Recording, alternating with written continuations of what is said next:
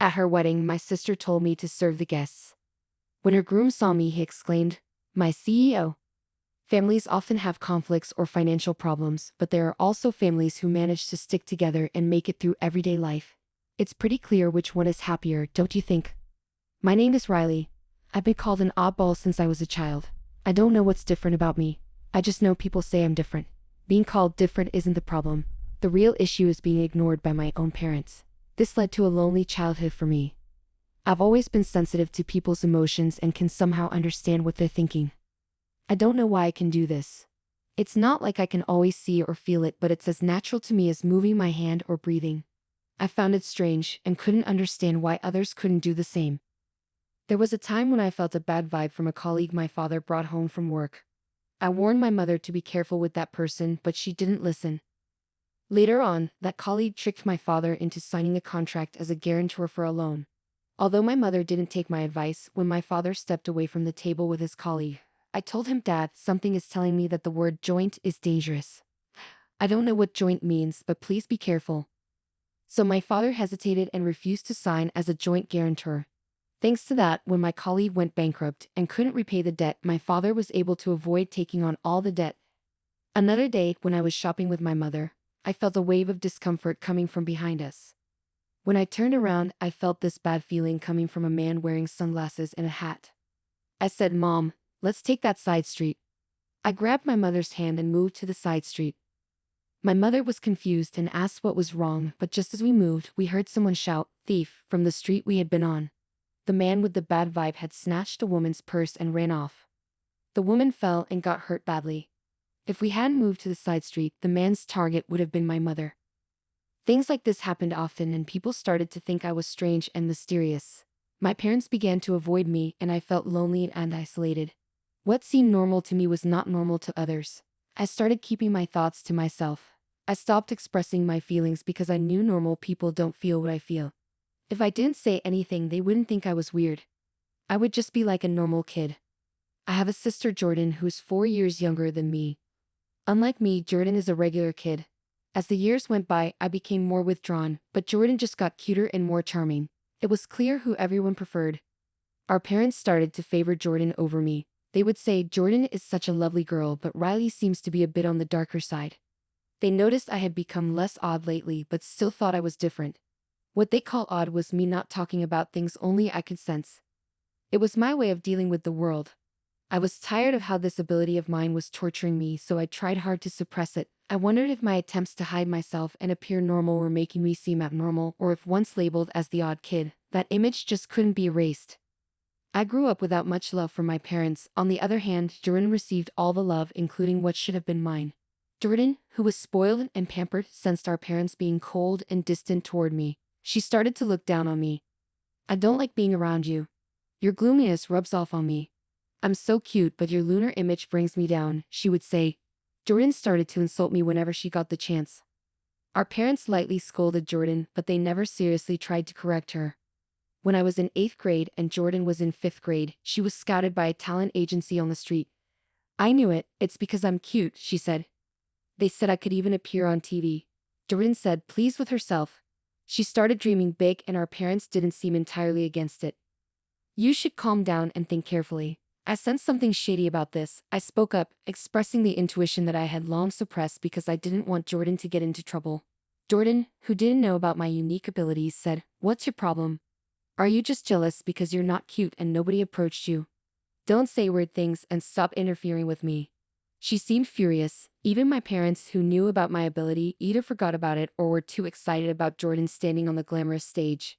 They sided with Jordan and criticized me. After that, I resolved to remain silent again. I told myself that there was nothing good in saying unnecessary things. One day, a student teacher came to my junior high school. He was a male college student who graduated from the school and wanted to be a physical education teacher. As he shared his dreams about education and gave a strong greeting, the teacher and students, especially the female students, were charmed. When he responded cheerfully to the girls' excited cheers, I sensed a dark aura from him. I had always vowed to hide my unique abilities, but seeing my classmates potentially in danger, I decided to break my self-imposed rule. I chose a teacher who seemed understanding and talked to her. "I know that this is sudden, but please believe me and help me," I said. The teacher was puzzled by my sudden request but agreed to stake out a certain location after school, just as I asked. I didn't tell the teacher the details. I had no reason to think she would believe me, but the fact that she agreed to help without any explanation made me think she wasn't an ordinary person either. The next day, the school was in an uproar. The male student teacher was arrested for violating a public nuisance prevention ordinance. The location where the teacher staked out was near the girls' restroom. Within 10 minutes of starting the stakeout, the student teacher appeared, entered the girls' restroom, and installed a video camera. The teacher caught him in the act. Thanks to that, the female students were safe from being secretly filmed, and their dignity was protected. Meanwhile, my sister, who had joined the talent agency, was proudly telling everyone about it, but there were no real lessons or auditions. She only had to pay expensive membership and lesson fees.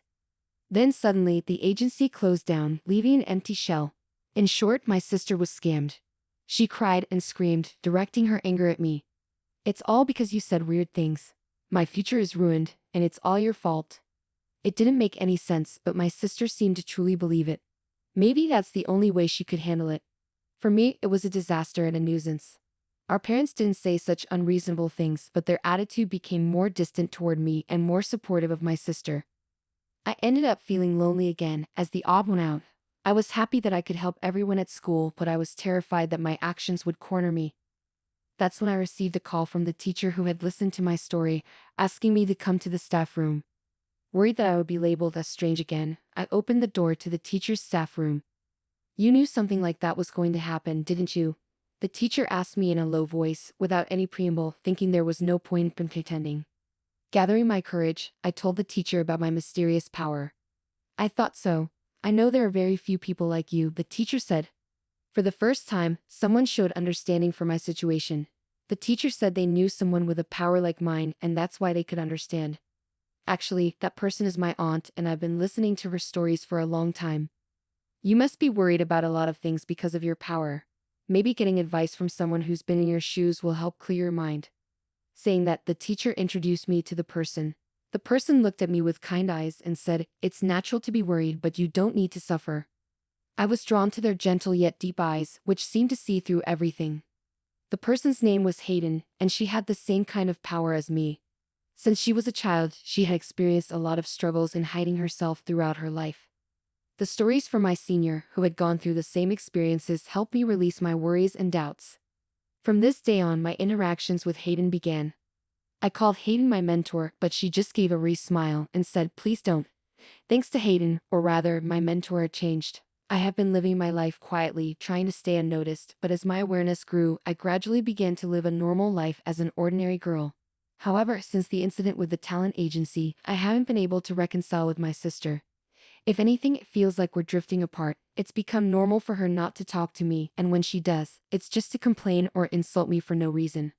I often have no idea what triggers her mood switches. My power couldn't predict my sister's emotional changes either. "Just because you got into college doesn't mean you're all that. It's not even that great of a school, and you're so happy-go-lucky," she would say. My sister, who had hoped to get into her top-choice high school, ended up at her second-choice school. Because of that, she got mad when I got into my first-choice college. It's not like I bragged to her. She just dissed me because of her own frustrations. Our parents only tried to appease my upset sister and kept their distance from me, as if telling me to stay away from her. It seemed that my sister didn't like the fact that I had become brighter since meeting my mentor.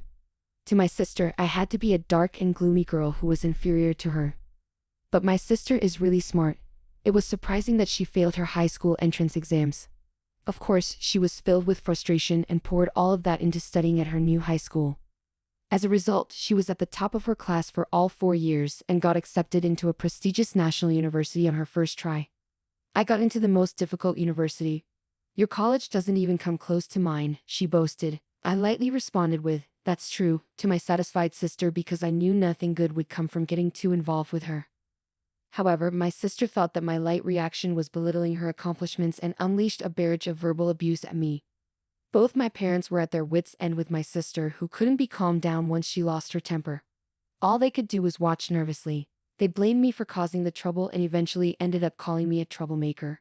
I wanted to argue back about who the real problem child was, but I always swallowed my words to avoid complicating things further. Setting aside my sister's issues as I approached college graduation, I had to seriously confront my own career path. I was no longer as introverted as I used to be. I still struggled with socializing and had little confidence in building good relationships with others. My ability allowed me to detect people's negative emotions. While I could sense positive emotions too, it seemed people were more prone to negative ones, which made detecting such negativity painful for me. Throughout my school life, I was tormented by these swirling negative emotions and had come close to losing faith in people. Could someone like me really manage to work at a company? I decided to consult my mentor about this dilemma. I wanted to learn how she had overcome similar issues, as I was sure she had faced them as well.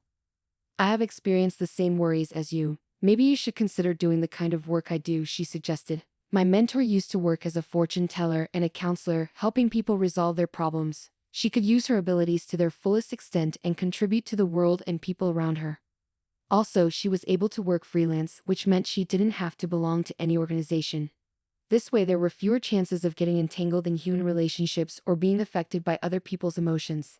It's the perfect job for people like us, she said. Encouraged by my mentor, I decided to pursue the same line of work. She taught me everything from how to do the job to how to acquire clients. Nowadays, thanks to the internet, it's possible to work from home without any issues. When I told my parents and sister that I would not seek employment after graduation and work from home instead, they responded, "What's that? What kind of job is that? Seems so dumb. You'll be home all the time, at least make sure to do the housework. Can you even make a living doing that? How will you cover living expenses?" Well, as long as you contribute to the household, do whatever you want. While I expected such a response from my parents, it made me feel a little lonely that they didn't support me more. I felt sad thinking about their demands for housework and money. My mood darkened, and so my life working from home began. At first, I didn't have any job requests and struggled day by day, but with my mentor's help, I gradually got the hang of it and started to make a living. For about a year, I couldn't contribute financially to the household, so I focused on doing the housework. My dad seemed unsatisfied, but my mom was relieved and kept him in check. After about a year, when I finally started contributing financially, my dad mocked me by saying, "Oh, finally, you're able to earn some pocket change, huh?" But I could tell he was actually quite satisfied with the money. However, even though I was contributing, the amount of housework I had to do didn't decrease, and our lives remained unchanged. Then, after another 3 years, my sister graduated from college and secured a job at a foreign company. "Unlike you, I'm an elite, you're just unemployed, living at the bottom of the barrel. It's so depressing to have you as a sister," she would say. My sister, who had successfully landed a job, started to belittle me for working from home. "What are you even doing working from home? That's just like playing. You're nothing more than a parasite living at home." At times, she'd say, "It's really weird not to work outside. I'm working hard, earning everyone's respect, and now I've been promoted to team leader." After only a year and a half at the company, kept one-upping me and looking down on me. She boasted about her good salary but hardly contributed any money to the household and didn't help with the chores at all. Laundry, cleaning, preparing meals, everything was dumped onto mom and me. When I say mom and me, mom mostly left it to me, so I was basically doing everything. Whenever I said to her, "Jordan, you should take care of yourself a little. You shouldn't just spend all your money on fun. You should contribute to the household too," she just dismissed me, saying, "You, the unemployed, can handle the chores. I'm saving my money for my future." Our parents also just let her do what she pleased. For some inexplicable reason, "It's Jordan, it can't be helped." I was used to my current lifestyle, and it was a comfortable environment for me to work, so I wanted to keep it that way, but I was starting to consider how to take care of myself. Then came the bombshell announcement from my sister without any prior warning. Both our parents and I were taken aback as she continued, "He's a real elite with an annual income." She sneered at me and added, "Marriage is just a pipe dream for someone unemployed like you, isn't it?" She said she would bring her boyfriend over the next Sunday. With the rapid succession of sudden developments, Sunday came, and we were still reeling. The man my sister brought along looked like a successful young man, impeccably dressed in a sharp suit. "Nice to meet you. My name is Jesse," he said. "I would like to ask for your permission to marry Jordan," Jesse said, greeting us properly and showing good manners. "Isn't he wonderful?" Jordan gushed. "So, Jesse, what do you do for a living?" Dad managed to ask, clearly impressed by Jess's presence. "Yes, I'm currently training at a company that my father knows," Jesse replied. We were puzzled by the word training, and then Jordan said gleefully, "His father is the president. He's training now to take over the presidency in the future." My sister seemed over the moon about becoming a future president's wife. Afterward, we had various conversations and Jessie left stylishly. There were a few things that made me raise an eyebrow during the conversation, but my parents were thrilled with the high-status man. However, I felt an inexplicable dark shadow from that seemingly refreshing and good-natured man Jesse. It was something only I could sense, so I didn't know how to explain it. I could no longer remain silent, fearing that marrying a man with hidden issues would make my sister unhappy. Jordan, you've only been dating him for less than 4 months. You might want to understand him a little more before deciding to get married, I cautioned, driven by a strong gut feeling. Sis, he's an elite and a future CEO. You won't find anyone better than him. Oh, I see you're jealous, aren't you? You're bitter because you're comparing your life to my happy one.